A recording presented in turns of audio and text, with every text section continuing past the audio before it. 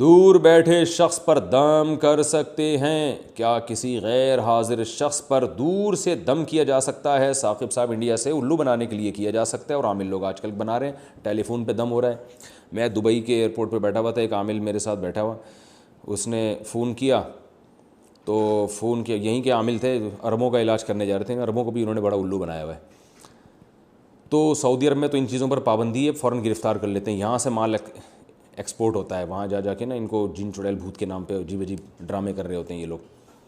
تو میں بیٹھا ہوا تھا تو وہ ایک عامل صاحب میرے ساتھ بیٹھے ہوئے، ان کے پاس فون آیا، کسی نے پوچھا کہ عامل صاحب پوچھ رہے ہیں کیا پرابلم ہے، وہ کہہ رہی ہے، کوئی خاتون کہہ رہی مجھے یہ تو عامل صاحب نا ایسے آنکھیں گھما رہے ہیں فون پہ ہی، اور مجھ سے کہا، میرے ہاتھ میں تسبیح تھی، مجھ سے تسبیح لی، کہا کہ صاحب ذرا تسبیح دیجیے۔ میں نے کہا یہ لیں، تو تسبیح دے کے نا یوں کیا، پھر کہتے ہیں آپ پر نا نظر ہے۔ میں نے کہا یار یہ کیسے الو بنا رہا ہے، دیکھو تو دبئی میں بیٹھا ہوا ہے، وہ پاکستان سے تمہیں فون کر رہی ہے، تو میری تسبیح ہاتھ میں لے کے یوں گھما کے کرو نظر ہے، اور پھر جو ہے نا وہ، اور پھر اس کو کچھ بتا دیا۔ تو یہ بہترین الو بنانے کے یاد رکھیں سینٹر ہیں، اور کوئی الو بننا چاہتا ہے تو جائے بنے، اور سیدھا اگر بیمار ہوں ڈاکٹر سے علاج کرائیں، اور رقیہ کریں، رقیہ وہی سورہ فلق سورہ ناس اللہ نے جادو کے علاج کے لیے نازل کر دی۔ میں نے اپنی زندگی میں دیکھا ہے کہ جو لوگ تعویذ گنڈوں میں پڑھتے ہیں، جو لوگ ان عاملوں کے پاس جاتے ہیں، جن چڑیل بھوت، یہ سارے انہی کے خاندان کے مسائل ہوتے ہیں۔ جو ان چیزوں سے بچتے ہیں الحمدللہ انہیں کچھ بھی نہیں ہوتا، ہو بھی جائے تو وہ لفٹ ہی نہیں کراتے، کہہ رہے ہیں ہو جائے گا، خود ہی ٹھیک ہو جائے گا۔ اچھا بھائی، نماز کے بعد سجدہ شکر کر سکتے ہیں؟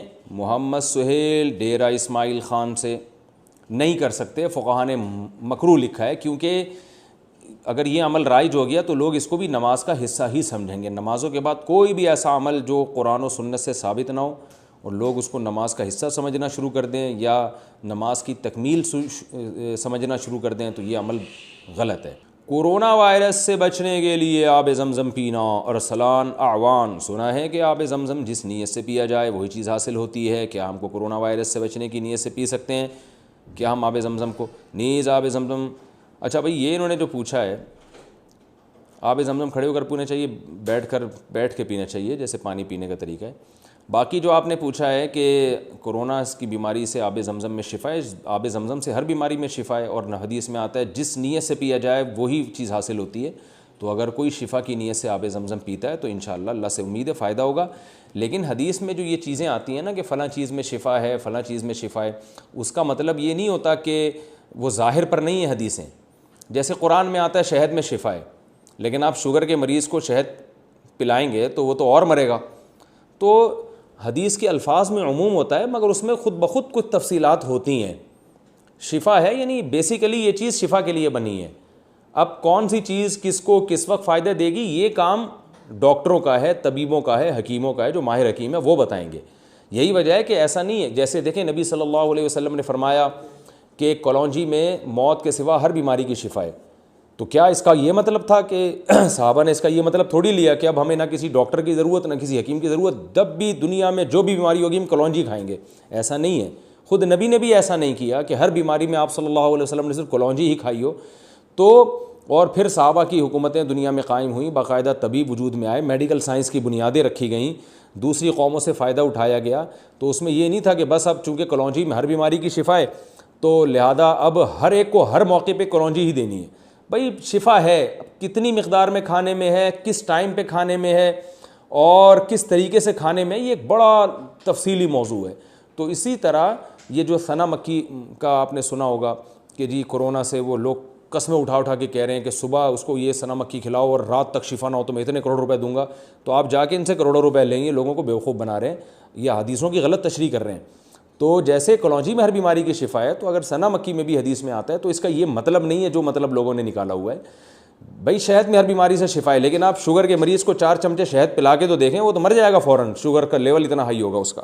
تو حدیث کا مطلب ہوتا ہے ایک چیز میں فی الجملہ شفا ہے، کس وقت کیسے کھلایا جائے، یہ اس میں یعنی آپ نے رہنمائی کر دیا کہ اب اس پہ ریسرچ کرو، کلونجی پہ ریسرچ کرو، شہد پہ ریسرچ کرو، اور پھر اس پہ دیکھو کہ کس وقت کس طرح سے اس میں شفا ملے گی، تو وہ ریسرچ کے ذریعے پتہ چلتا چلا جائے گا کون سی چیز کتنی مقدار میں کس ٹائم پہ کس موسم میں کھلانی ہے، تو اس سے اور پھر یہ بھی ممکن ہے کہ ایک وقت میں شفا ہو، دوسرے وقت میں وہ بیماری کا ذریعہ بن رہی ہو، تو یعنی شفا اس میں فی الجملہ ہے نا. تو جیسے ہو سکتا ہے کہ ہم چینی کھانا چھوڑ دیں اور شہد کھائیں تو شوگر سے ہماری حفاظت ہو جائے، اس معنی میں شوگر سے شفا ہو، لیکن شوگر ہونے کے بعد کھانے میں جو ہے نا وہ نقصان ہو اس سے.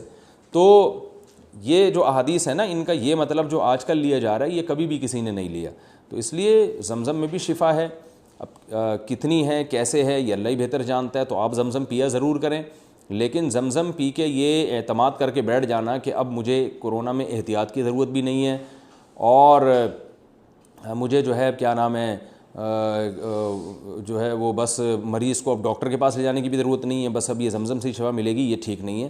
خود نبی صلی اللہ علیہ وسلم کا اپنا عمل اور صحابہ کا اپنا عمل اس کے خلاف ہے. انہوں نے بیماریوں میں ڈاکٹروں سے حکیموں سے اس دور میں علاج کروایا ہے، صرف زمزم پر اکتفا نہیں کیا گیا. تو باقی دوسرا ایک مسئلہ یہ بھی ہوتا ہے کہ ان چیزوں میں جو شفا ہوتی ہے عین ممکن ہے کہ جس بیماری کے لیے آپ پی رہے ہو اس بیماری سے شفا نہ ہو، لیکن اس کے بدلے میں اللہ دوسری بیماری سے آپ کو شفا دے دے. تو یہ بھی حدیث میں یہ چیز بھی شامل ہو سکتی ہے، یعنی یہ چیز بھی حدیث کے مفہوم میں داخل ہے. جیسے ہم کہتے ہیں نا کہ دعا لازمی قبول ہوتی ہے، تو کس طرح سے قبول ہوتی ہے یہ اللہ ہی بہتر جانتا ہے. جو چیز آپ مانگ رہے ہیں بعض دفعہ وہ نہیں ملتی، اس کا آلٹرنیٹ مل جاتا ہے. تو عین ممکن ہے زمزم میں آپ کو شفا مل رہی ہو، لیکن جس بیماری کے لیے آپ پی رہے ہیں اس بیماری کو اس طرح سے فائدہ نہ پہنچا رہی ہو، کسی دوسری طرح سے اس بیماری کے سائیڈ ایفیکٹ سے آپ کو روک رہی ہو جو آپ کے مشاہدے میں نہ آ رہا ہو. تو اس لیے بس ان تمام چیزوں کو اچھی نیت سے استعمال کر لینا چاہیے کہ بھئی زمزم میں شفا ہے تو ہم پئیں گے انشاءاللہ، لیکن اس پر اس طرح سے اعتماد کر کے بیٹھ جانا کہ اب ہمیں کوئی دوا کی ضرورت نہیں ہے، یہ نبی صلی اللہ علیہ وسلم اور صحابہ کے اپنے عمل کے خلاف ہے اور اسلاف کے عمل کے خلاف ہے.